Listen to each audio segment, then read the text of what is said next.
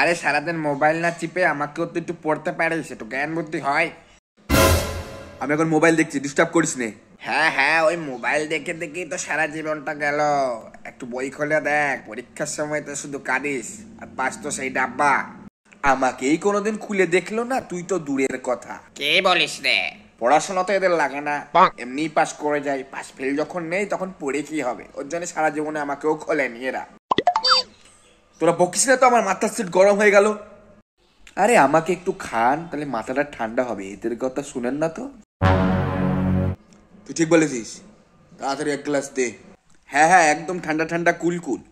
জলটা খেয়ে মাথাটা ঠান্ডা করি। এরা পুরো মাথাটাই গরম করে দিয়েছে, তারপরে আবার গেম খেলবো।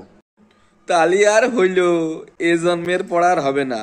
আমাদের নিয়ে এসে খালি শোকেসে শোপিস হিসেবে তুলে রাখার জন্য। আর বকে লাভ নেই ভাই, তো ঘুমাই, আর কি করব। হ্যাঁ ঘুমা, ওটাই ভালো। বেশি বকবি তো কিলো দরে বিক্রি করে পাপড় ভাজা খাবো। মুখ বন্ধ মুখ বন্ধ, নাহলে পাগল বিক্রি করে দেবে।